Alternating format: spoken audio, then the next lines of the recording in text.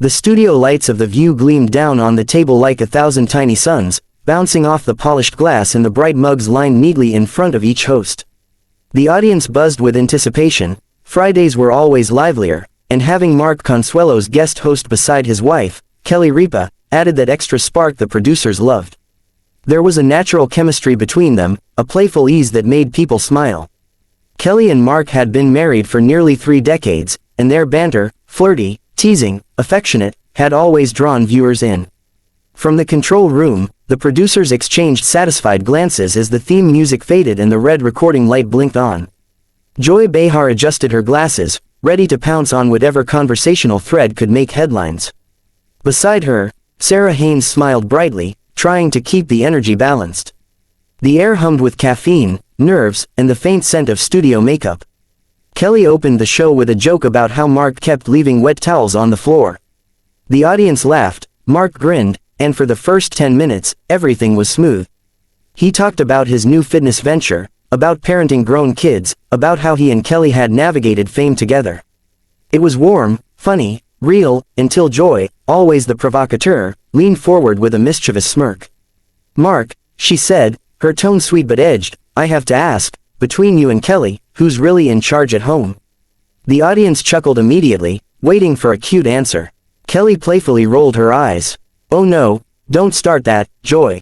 But Mark smiled, game for it. "Well, we both are, really.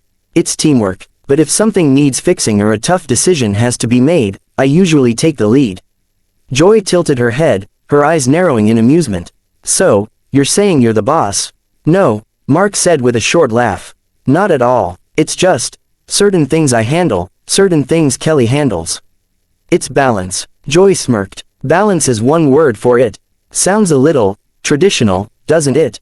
The tone in the room shifted, just slightly, but enough to make the producers in the control booth sit up straighter. Kelly gave a cautious smile, sensing the change.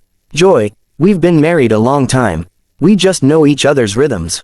It works for us." But Joy wasn't done. Sure, I get that, but don't you think that kind of thinking, the man taking the lead, is a bit outdated? I mean, this isn't the 1950s. The audience made a soft collective sound, a mix of amusement and discomfort. Mark's smile faltered, though he tried to keep it light. "Joy, it's not about control. It's about responsibility. I take care of my family. Always have. That's what a partner does." Joy leaned back, crossing her arms. "Responsibility's good, but women take care of families, too, and we don't call it taking the lead. We just do it. Maybe men just like the title." The laughter from the audience was hesitant now. Kelly put her hand on Mark's arm under the table, a quiet plea for calm. But Mark's jaw had tightened. "You're twisting my words," he said, still measured but sharper now. "I never said I'm the leader, because I'm a man. I said I take initiative when things need handling. That's part of being a husband." Joy raised an eyebrow, her tone mock innocent. "Oh, I'm not twisting anything, sweetheart. I'm just saying, a lot of guys use that same excuse when they want to be in charge." The audience let out a small gasp, and Kelly's head turned slightly toward Joy, her eyes narrowing just enough to register irritation. "Joy," she said softly, but Joy didn't stop. Mark exhaled slowly, trying to keep his composure. "I'm not one of those guys. I'm proud to be a man who supports his wife and respects her strength. You're projecting something onto me that isn't there." Joy laughed lightly, a little too dismissively. "Defensive much?" The air thickened like humidity before a storm. Kelly looked down, rubbing her fingers together, the tension creeping through her. She knew that look in Mark's eyes, the tight restraint, the effort not to say something he'd regret on live television. Sarah tried to step in. "You know what I think. I think every relationship's different. What matters is that it works." Joy interrupted. "Of course it's different, but words matter. If you say, 'I take the lead,' that means there's someone behind you." Mark leaned forward, his tone lower, more deliberate. "Joy, are you saying men shouldn't step up? Because that's how you're making it sound. Like it's wrong to be responsible or assertive." Joy shrugged, feigning indifference but clearly enjoying the reaction. "There's a difference between being assertive and being controlling, Mark. You might not know it, but it's a fine line." That did it. The audience reacted audibly this time, murmurs, even a few scattered boos. Kelly stiffened, then forced a smile, hoping to ease the tension. "Joy, You know Mark. He's the most supportive man alive. He's not controlling, unless you count the TV remote. The crowd laughed lightly, but the mood didn't bounce back. Joy chuckled too, but her tone stayed sharp. I'm sure he's lovely, Kelly.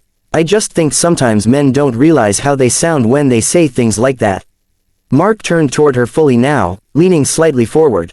And sometimes people don't realize how they sound when they make assumptions. There was a long pause. The control room was silent. Sarah gave a nervous laugh. Okay, I think it's time for a break, she said brightly, glancing toward the camera crew. The red light blinked off. The set went quiet except for the faint rustle of papers and whispered voices from the crew. Mark took off his mic, jaw still set. Kelly reached for his hand. Babe, please don't. The air backstage was thick with tension. The laughter and applause from the studio had vanished, replaced by muffled shouts from producers and the echo of hurried footsteps. Mark Consuelos paced near the hallway door, still holding his microphone cord in one hand, its wire coiled like a snake. His face was flushed with frustration. Kelly stood a few feet away, speaking quietly to a producer who kept glancing nervously toward the set. Every few seconds, another crew member rushed past, whispering updates into earpieces, the whole production teetering between chaos and crisis control. Mark ran a hand through his hair, his voice sharp with disbelief. I came here to fill in, to have a good time, not to be ambushed. Kelly walked toward him, her voice gentle but steady. You weren't ambushed, Mark. She just what? He interrupted, his eyes flashing. She twisted everything I said into some sexist caricature. I said one sentence, and she decided to turn it into a political debate. That's not conversation, that's bait.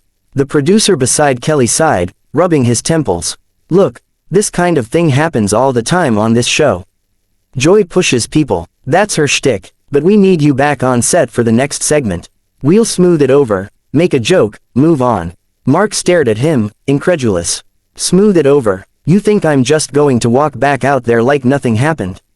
She questioned my character, live, in front of millions of people. Kelly stepped closer, lowering her voice so only he could hear. You're right, she went too far. But walking off only gives her more power. You know how this works, people will say you stormed off, that you lost your temper. Don't let her win the narrative. Mark looked away, breathing hard. The hum of voices from the studio carried faintly through the wall. He could hear Joy's voice, calm, casual, as she made small talk with Sarah and Alyssa, pretending like nothing had happened. The sound made his blood boil. In the control room, a producer called out, "We're back in 20 seconds." Kelly's grip tightened on Mark's arm. "Please," she whispered, "come back out, just for the rest of the segment. We'll pivot, I'll handle Joy if she tries anything else." Mark hesitated, torn between pride and professionalism. He exhaled, shaking his head. "I need a minute." The producer's voice crackled in Kelly's earpiece.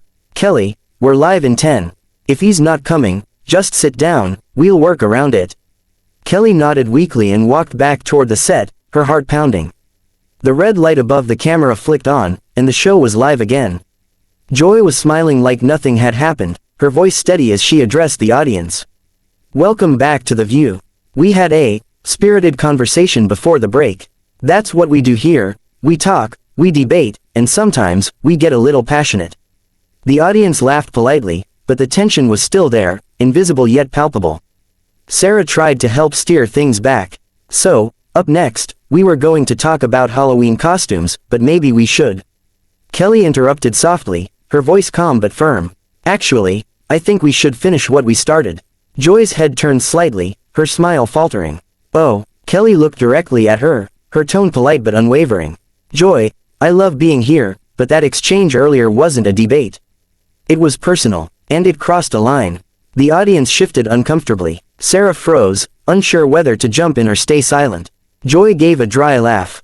"Kelly, come on, I was just challenging Mark a little. That's what I do." Kelly nodded slowly. "You were challenging him, sure. But there's a way to challenge someone without making them feel like they're being attacked. You didn't want to understand him, you wanted to prove him wrong." The air went still. Even the camera operators hesitated, waiting for a cue. Joy's expression hardened slightly, though she kept her tone even. "I think we can agree to disagree. I was making a point about gender dynamics. And you made it by talking over him," Kelly cut in. By twisting his words until they fit your argument. That's not a conversation, Joy. That's performance. The audience broke into quiet murmurs. Joy opened her mouth to respond but stopped, visibly caught off guard.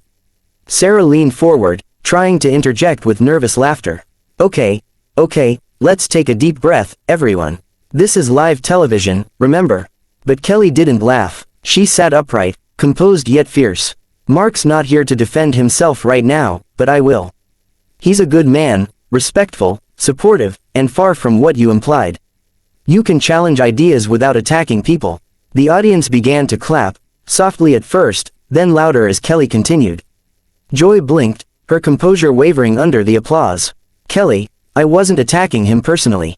I was having a discussion. That's the job. Kelly shook her head. No, Joy, the job is to have a discussion with someone, not at them.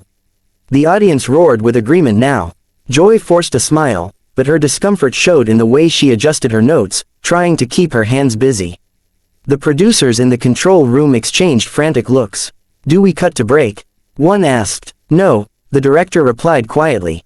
Let it roll. Backstage, Mark watched everything unfold on a monitor. His anger slowly melted into something else, pride. He saw Kelly sitting there, unwavering, eloquent, calm under pressure. She wasn't defending him out of emotion, she was holding Joy accountable in front of the same cameras that had caught their argument.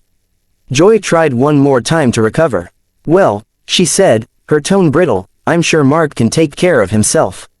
He doesn't need anyone fighting his battles.